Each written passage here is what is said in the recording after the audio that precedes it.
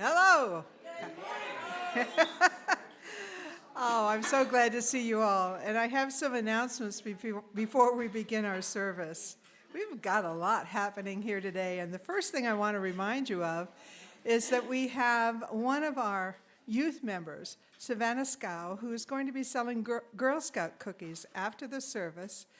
All packages are $6, and you may pay with either cash or card. We have a generous donor from the congregation who will match Savannah's sales with a contribution to the church. So, even though I'm diabetic, I think I'll be over there to buy Girl Scout cookies, and I think you should too. Another important announcement, as it aligns with our seventh principle, animal advocates. The Unitarian Universalist Animal Ministry will have a special presentation on Sunday, February 18th at 5 p.m. local time. And if you are interested in viewing this 20-minute documentary called Love Stories, celebrating love in many forms, including the transcendent love between species, please let Dave Steele know. He's included in the announcements his email address so that he can register you and you will get the Zoom link. So that's the only way you're going to be able to get to this is through Dave Steele.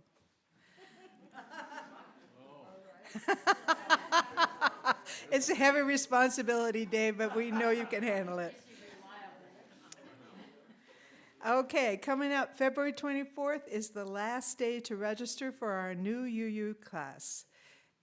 This series of 4 classes will be taught by or led by our Reverend Nancy Anderson and Reverend Rod Thompson.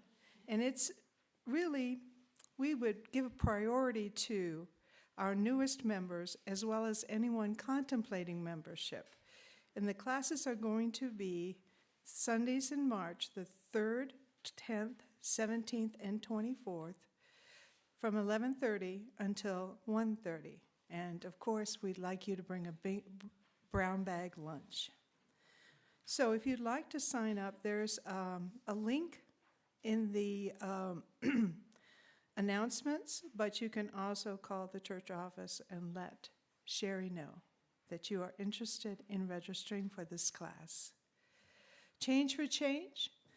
Well, every quarter we have a new group that we sponsor for our Change for Change program, and this time of year is when we decide as a congregation the 4 organizations that we are going to support for this program. Right now, we are asking your suggestions for groups that might be considered for the next round of Change for Change. So if you have suggestions or nominations, please get those into the Social Justice Committee by Friday, March 1st. That's a firm deadline because there's a lot of stuff that happens after that. Dave Rice is the chair of Social Justice. His email and phone are in the announcements, so you can forward on your nominations to Dave directly. We have 2 more announcements, again, about some special things that are happening. One today, we have a new show at the Tomball Gallery, and it's entitled Between Heaven and Earth. And the artists are our 2 of our own artists, Roy Vanderhaar from our choir and Carl Cole, and they are sharing their work. I've only seen it through the windows, but oh my, are we in for a good time. So that show opens today after church, and will be open, I believe, until 1:30 today, and then regular gallery hours throughout the month. In addition to that, forgive me, but sunshine on my shoulders makes me happy. Some of us like warmer weather, okay? So that's the theme that we have for the upcoming spring auction on Earth Day, April 20th. More details to follow, but if you're looking forward to a little sunshine or looking forward to more fellowship with your fellow church members. Reserve the date, April 20th. That's when we're going to get together, have some fun, and make some money for the church. I would also like to just remind you, as a member of the RR team, the theme or the quote that's at the bottom of the announcements, because I think it's pretty powerful for you use. It is not our purpose to become each other. It is to recognize the other, to learn to see and honor him or her for what he or she is. Catherine?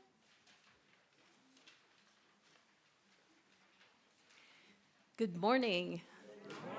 And welcome. So good to see you this morning. I'm Catherine Massey, Director of Music, and we usually begin with some singing, which I invite you to join in. And just a reminder, if you have a phone, maybe put it in worship mode. Our gathering song is number 1007 in the Teal hymnal. The words will be up there. There's a river flowing in my soul. And I invite you to rise and embody your spirit as we sing together.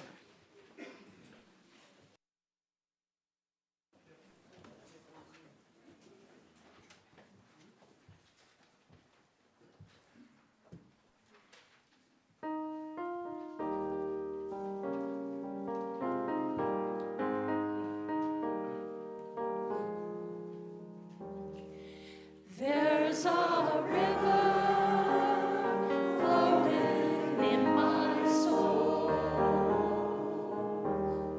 There's a river flowing in my soul, and it's telling me that I'm somebody. There's a flowing in my soul, in my heart. There's a river flowing in my heart. There's a river flowing in my heart, and it's telling me that I'm somebody. There's a river flowing in my heart, in my mind. There's a river flowing in my mind. There's a river flowing in my mind, and it's telling me that I'm somebody. There's a river flowing in my mind. There's a river flowing. There's a river flowing. There's a river flowing in my soul.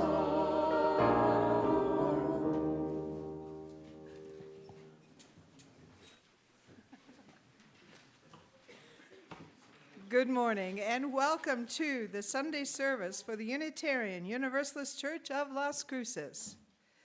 To begin, we honor the Piro Manso Tiwa people upon whose ancestral land our community resides. Our service leader this morning is Charlie Scholz. Elwin Nunn is working the camera, Mike Yasko oversees the live streaming broadcast, and Claire Neal Wallace has the soundboard. Sarah Thomas, Carol Stanfield, and Jamie Gibbard were serving as our greeters. My name is Katie Fitzgerald, and I'm your service associate today.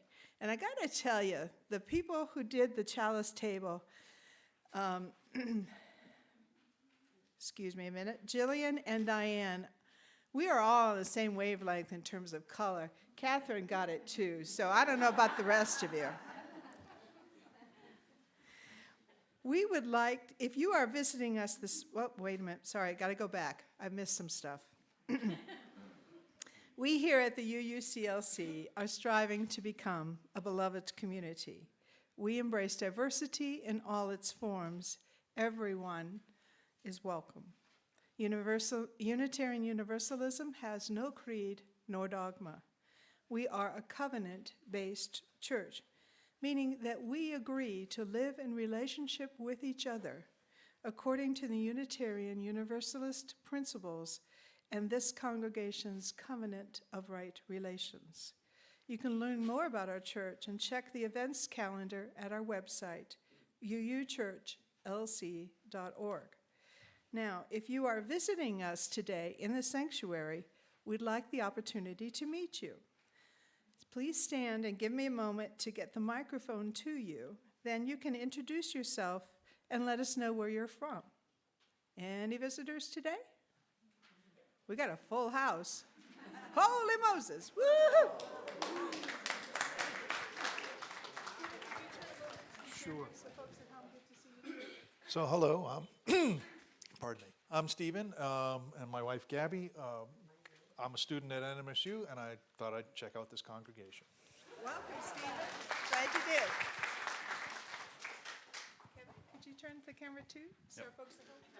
Hi, I'm Ken. My wife Lori to my right. We are from Sioux Falls, South Dakota. We're visiting our friends Tom and Ginny, they'll tell you where they're at. So we're just here for a few days. Oh, great. Enjoy the sunshine. Come around the bend. Tom or Ginny, who gets to talk? You can talk. I give him my permission. I'm Tom Jolino, and this is my wife, Jenny. We are from the San Juan, Texas, UU, and also the Rice Lake Blue Hills, UU. And we want that warmer weather that was spoken of. So we got out of the ice and snow, and then their weather turned to much like we have right now. But here's Ginny. Oh, he said it all. But I'm Jenny. Good to meet you. Welcome. Glad you could be with us today. Hi. Hi, I am Lisa from Chicago area, and I've been here a few times when I'm visiting here in town. I like to come here. And we like to have you, Lisa. Thank you. I'm Dawn May, and this is my partner, Dennis Weichel, and we're from Kenosha, Wisconsin congregation. Great. Good to see you again, Dennis. Thank you. Good morning. Good morning. My name is Jan, and I've been in Las Cruces about a year now. I'm from Southwest Michigan, and I'm church shopping. Our daughter lives in Michigan. Isn't it nice to be here where it's warmer? Okay, coming around the bend. Hi, I'm Dick Anderson. This is my partner, Jeanette. We're from Iowa City, Iowa. We go to the UU Church in Coralville, Iowa, which is right next door. And we're down here for a couple of months escaping from Iowa. Just after we left, there was 9 inches of snowfall. And this is delightful weather here. Well, welcome. We're glad to see you.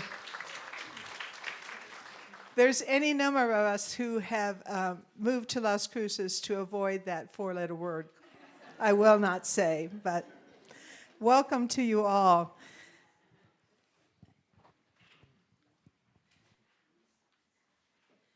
And this is your invitation to join us after the service today for a bit of fellowship down in our RE Great Room. We just follow along the covered portico, and you will find coffee, conversation, and some treats. The organization hosting hospitality today is our Board of Trustees. So there are plentiful offerings of a variety that, oh, so good. Anyway, I think that's it. Charlie, you're up.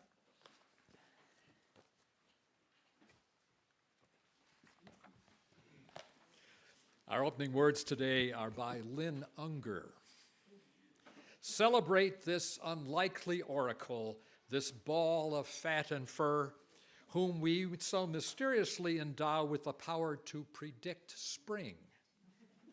Let's hear it for the improbable heroes who, frightened at their own shadows, nonetheless unwittingly work miracles. Why shouldn't we believe this particular rodent holds power over sun and seasons in his stubby paw? Who says that God is all grandeur and glory?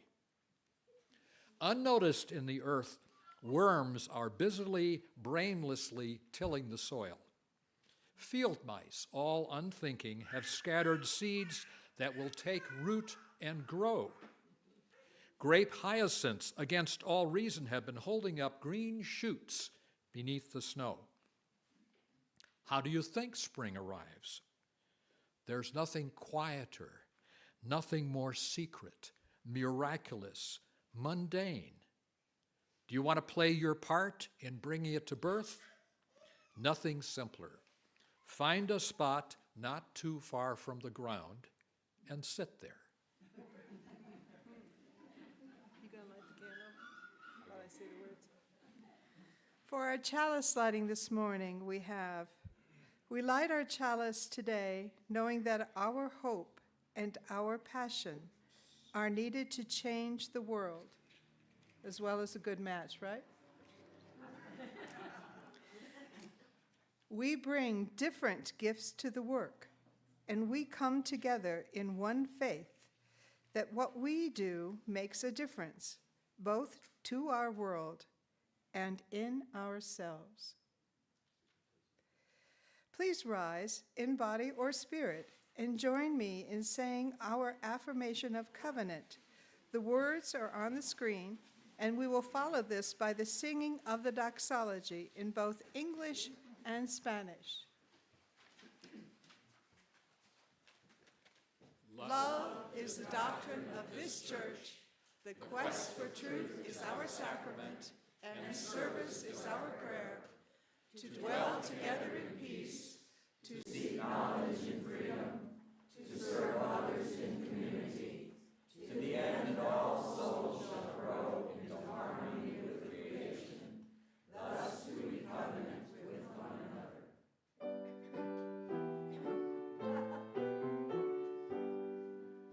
From all that dwell below the skies, let songs of hope and faith arise. Let peace, goodwill on earth be sung, through every land, by every tongue. De todos bajo el gran sol, stir las esperanza, fe, amor. De cada belleza la canción, de cada tierra cada voz.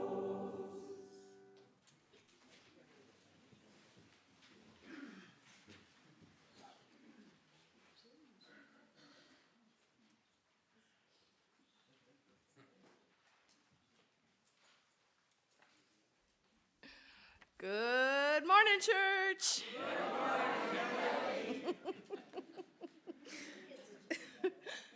This morning, I will be reading the three passages. Hold on a little bit tighter, climb a little bit taller, stay a little bit longer, carry a little bit higher, try a little bit harder, bit by bit by bit. Then, relax your grip for just barely, continue your trek for just scarcely, head towards the door for just hardly, adjust your load for just lightly, idle yourself for just slightly. justly, justly, justly. Then, embrace in the joy that you held on. Rise in the joy that you ascended. Linger in the joy that you continued. Stand in the joy that you lifted. Strive in the joy that you made it. Joy, joy, joy. Thank you.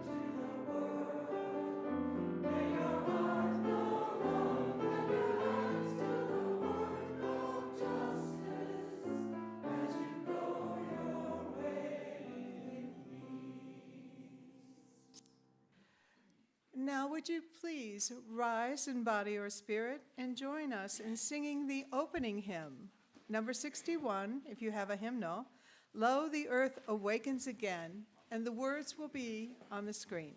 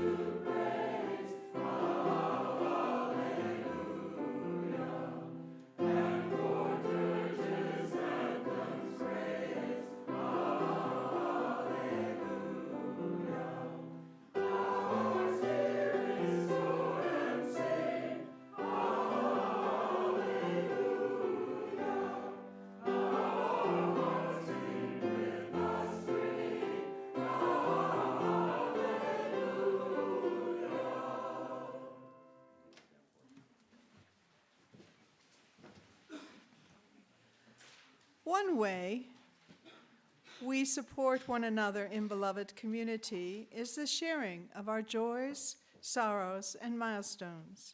If you have something to share this morning, please raise your hand so that I can bring the microphone to you. Please remember that this is not the time for announcements. We did that already.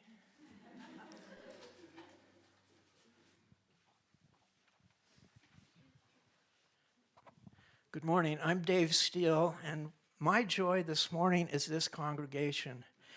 And I am just really happy that so many of you signed the sign-on letter in support of the New Mexico Environmental Rights Amendment.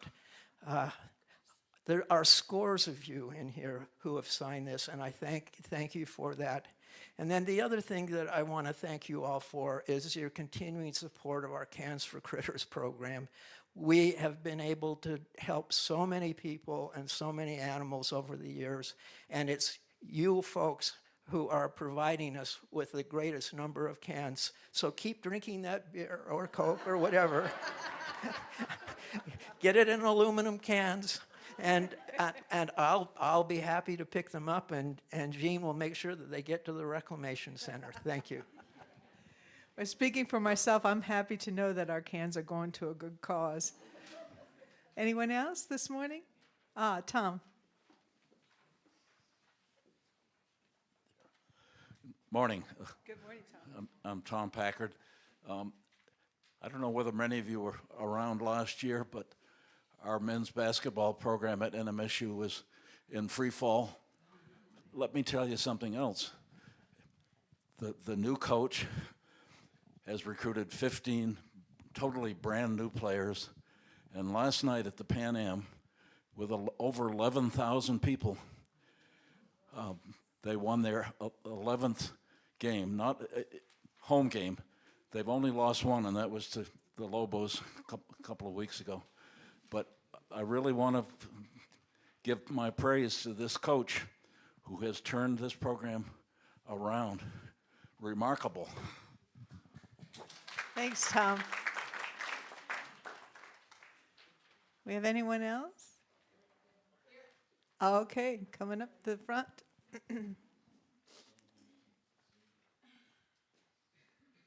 Thank you. I'm Jillian Ling, and I have a kind of a unicorn joy. 10 years ago, I spent the Easter holidays with my family in Portland. And at that time, my eldest grandson brought his little girlfriend to meet me. They were 17 at the time. And this week, I was notified that they're married. 10 years, because they had come to me and said, what do you think? Do you think we're suited? And I said, yes, but you need to take your time. We wish them long and happy life together. 10 years is a pretty long time to wait. I just real quick, okay, I heard that Ed Long, he just had open heart surgery, and today, I guess, he's supposed to be waking up again. I heard from Linda that he's doing okay. Okay. I lost my I lost another one of my feline pets this past week, and I had her about 15 years, but she passed peacefully. Sadie.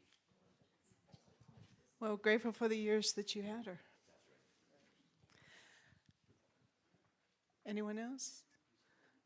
We would be remiss if we did not recognize that there are peoples around the world suffering today through war-torn areas, families torn apart.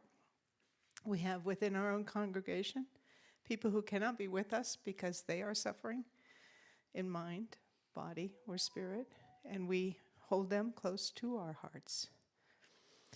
And so we offer one more.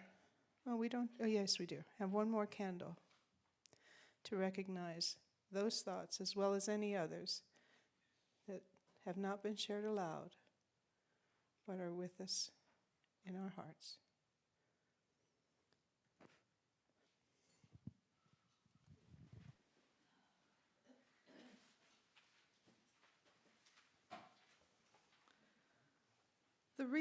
The meditation this morning. Oh, sorry. I have one. Oh, sorry. A short one. Oh, my. It's a meditation, too. Sorry, Charlie. As we weather winds of change, may we have wisdom to cherish moments of stillness. As we recollect times of challenge and of pain, may we remember also the graceful blessings of our lives. And as we look to future unknowns, may we have the boldness to trust that there is unimagined good yet to come.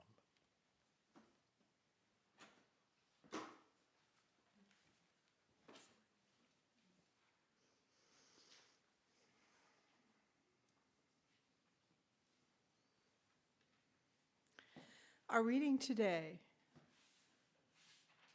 Saber wa Imam, comes to us from Summer abayati. The Arabic phrase sabr wa imam is translated as patience and faith. It's a familiar and commonly offered Muslim value and appears many times in the Quran. Sabr wa imam, patience and faith. Beloveds, we must have patience and faith. More than that, we need resilience, perseverance, and persistence, like the lioness in your home, lying in wait for the moth who flutters its wings, taunting, or like the flower that awaits sun's rays peeking, unveiling, unwrapping, slowly, slowly. Patience and faith requires courage and strength, like the refugee who travels thousands of miles to begin a new life in a new place, traversing the unknown, crossing the borders of their mind. Patience and faith means I am grateful, like the baby who looks up and smiles while held in a cradle of love, or like the first movement of freedom after being chained for so long in a 9x12 prison cell, feeling the warmth of the sun on your face. Sabr wa imam, patience and faith. It is good to have patience and faith.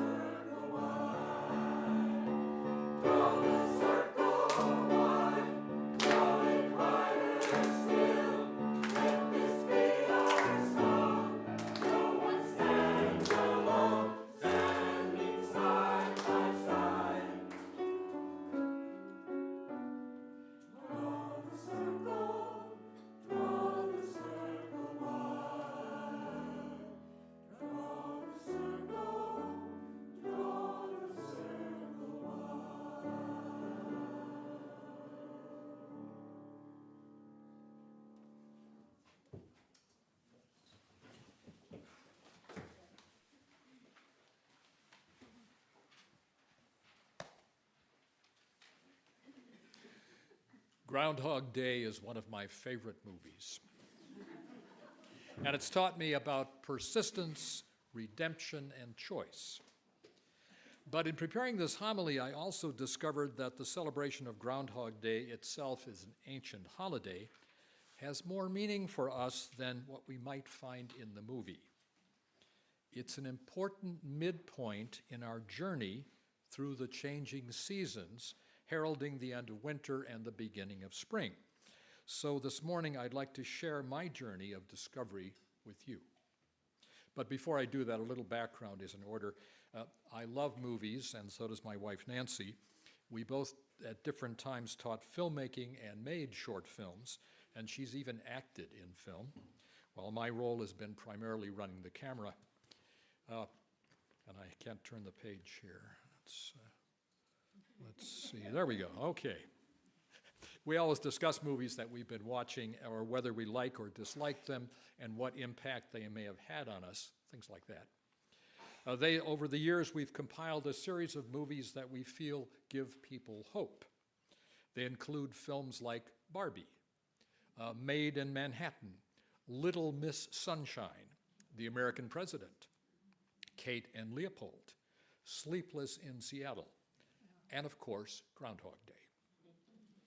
That one, Groundhog Day, gives us a good illustration of the things I just mentioned: persistence, redemption, and choices.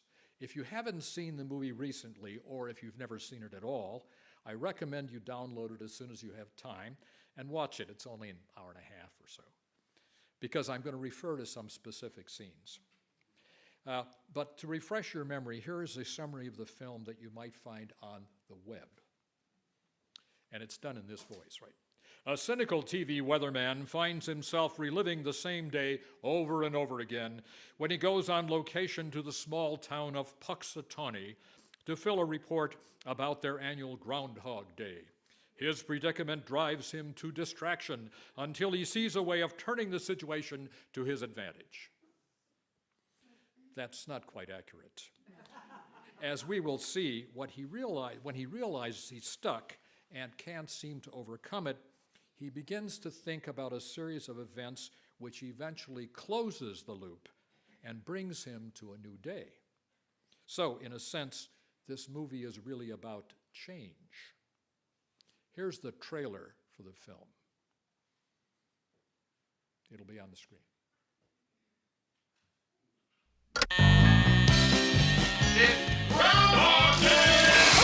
Groundhog time. 1,000 people freezing their butts off waiting to worship a rat.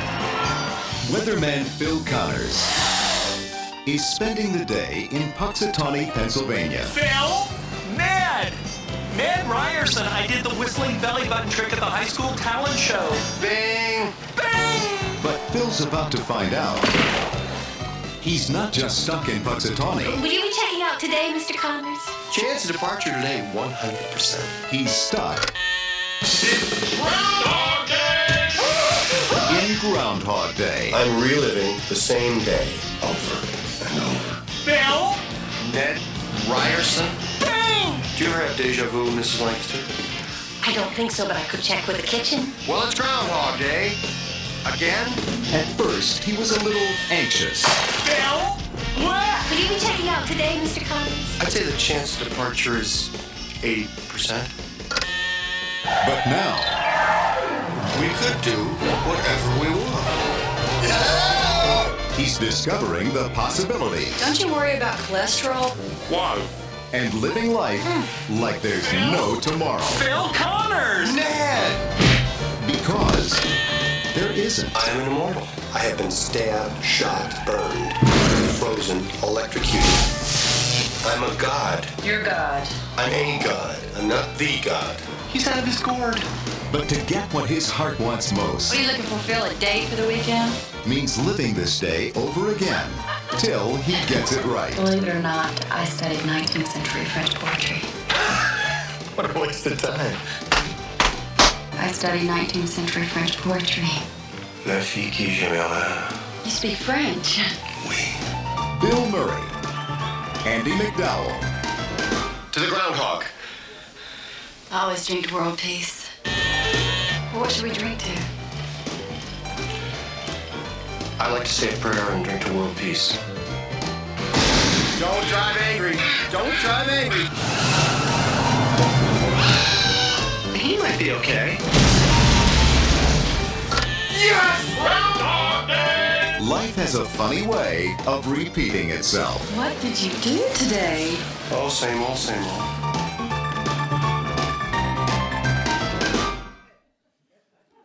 There we go. So, what is the significance of this story happening on Groundhog Day? Groundhog Day is the midpoint between the winter solstice and the spring equinox. You could consider it a turning point weather-wise. The days are certainly getting longer. The possibility of new life is on the horizon, so this is a time of hope. What better time to look to the future, to make oneself better, to change? The history of celebrating the midpoint between winter and spring is an ancient one. There's evidence that the custom may have been started by the Celts, adapted by the Romans, and then co-opted by the Catholic Church, as were many pagan holidays and customs. The Celtic celebration, called Imbolc, was held on one of the cross-quarter days, the 4 days that mark the midpoints between solstice and equinox. The Roman calendar, which has Celtic origins, celebrated that day with a procession of candles to honor the goddess Februa, for whom our second month is named. When Christianity became the official religion in the Western world, the church initiated Candlemas to build on existing pagan traditions and continue the celebration. There's a Scottish saying from the 17th century, I'll try my Scots accent here, if Candlemas is fair, there'll be twa winters in the year. Twa meaning two, of course, in Old English. Our current observance, with Punxsutawney Phil being the most prominent prognosticator, began in this country in Pennsylvania in the 19th century. The Germans who settled there in the 1800s had a tradition of marking Candlemas as Badger Day, or Dachstag, of which if a badger emerging from his den encountered the sun, thereby casting a shadow, there would be 6 more weeks of winter. You may already be aware that Punxsutawney Phil, who is a member of the marmot family, not a badger, did not see his shadow 2 days ago, therefore spring is coming. However, a friend of mine who lives on Lake Havasu said that since the palm trees outside her house saw their shadow on Friday, that indicates to her there'll be 6 more weeks of winter. You can take your choice, obviously. Now, let's get back to Phil the weatherman. After he realizes he's stuck in that day, he attempts to destroy himself. You've seen this. He steps in front of a truck, he jumps off a building, and in an act of desperation, he kidnaps the groundhog in a pickup, drives to the gravel pit, hurls himself over the edge, and of course it explodes, and he's killed, and so is the groundhog. And then he wakes up the next morning on February 2nd in Punxsutawney. Since nothing seems to work for him, he believes he's immortal. He tells Rita, his TV producer, that he is God. Not the God, but a God. One who knows everyone and can see everything. And he gives her a demonstration of this power. He takes her around the diner, introducing her to everyone, explaining who they are and and predicting their behavior. And this feeling of immortality probably leads him to believe that he can save people. He befriends an old man, a beggar, gives him money, feeds him, and then finds him dead.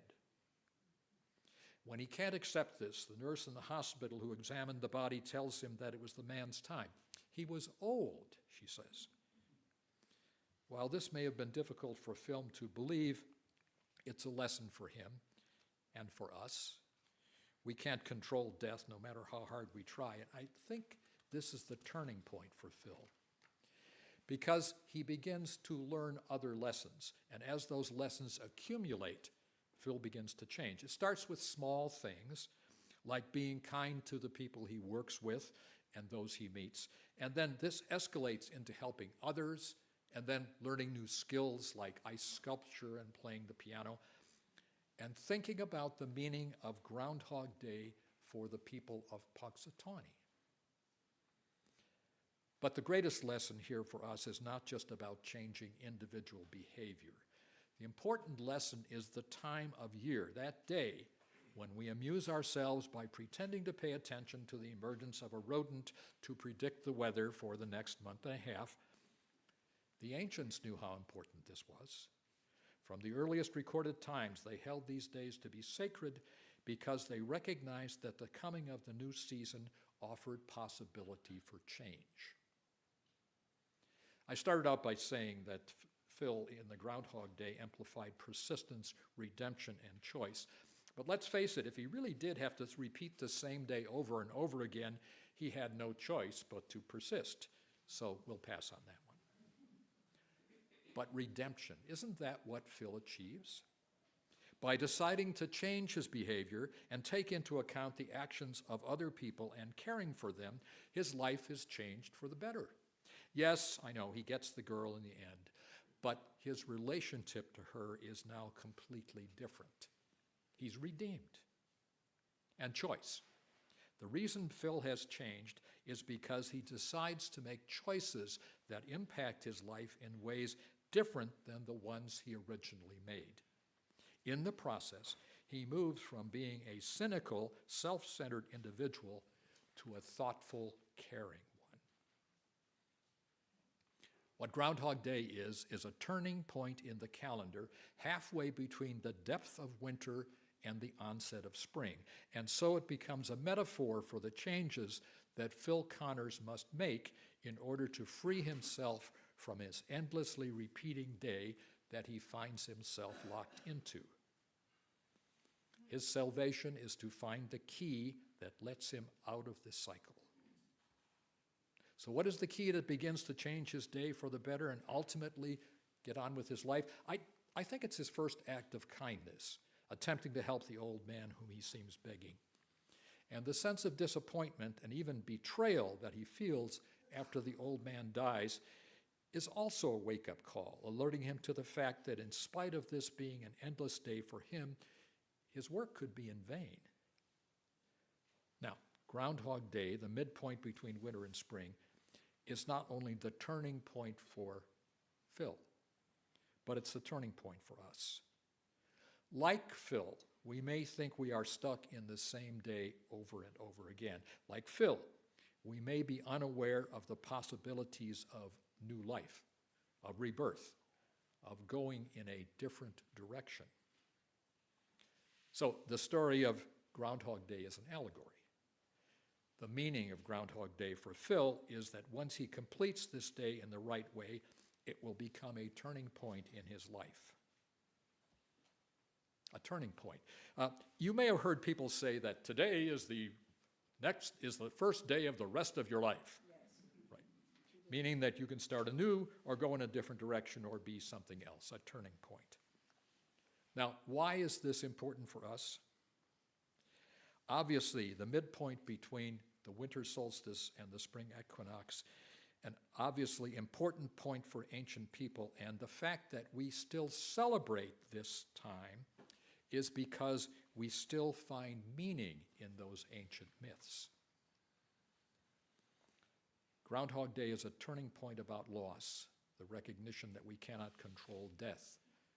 I know that from personal experience, and you probably do too.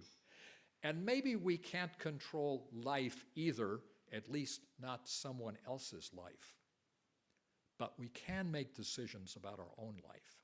We can decide how we are going to relate and treat other people. These things are up to us. And that is our message this morning. Think of what you want to accomplish. Think of what you want to change. Think of what really matters to you and start doing it. Use this time of the changing season to make those changes in your life. You know, it seems to me that Groundhog Day should be the time for resolutions, not New Year's Day. But that's probably another sermon. So be it.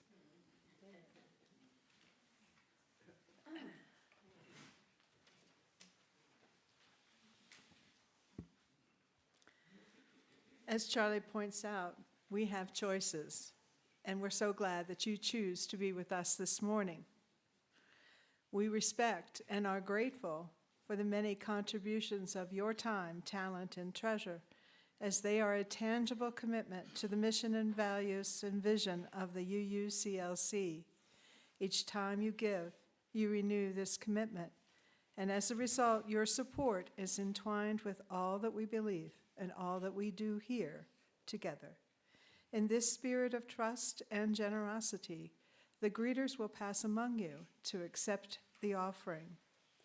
For those of you viewing us on YouTube, please refer to the electronic order of service or to the member section of our church website to see how you can make a pledge online if that is your preference. And a reminder, the church is continuing its support of organizations identified by the Social Justice Committee as recipients of our Change for Change program. We collect your actual change, or checks that have Change for Change noted in the memo line, as well as any online donations for this purpose. So please be generous as the basket is being passed, and continue your Change for Change donations. This quarter's recipient is Casa de Peregrinos, a local emergency food program working to meet the needs of low-income individuals and families that are experiencing food insecurity. As you might imagine, there has been a sharp increase in the number of families having to receive food assistance. Please be generous.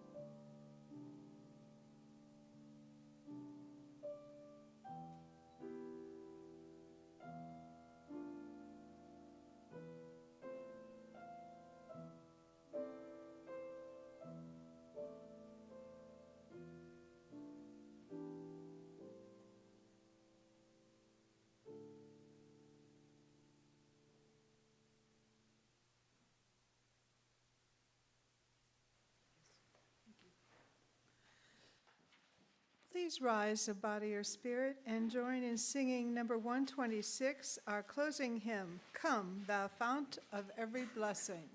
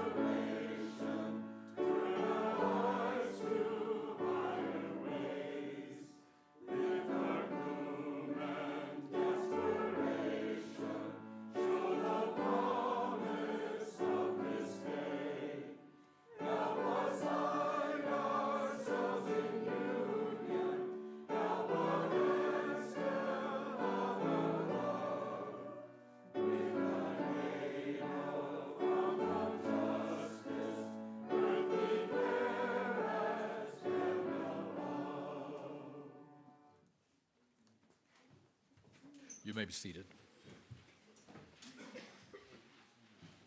Celebrate this day, this time of year, as a turning point, a new beginning in which you choose the direction you want to go, what actions you're going to need to take, and how you're going to live the rest of your life. May it be so.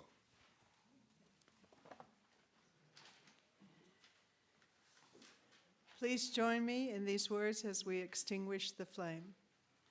We extinguish this flame, but not the light of truth, the warmth of community, nor the fire of commitment.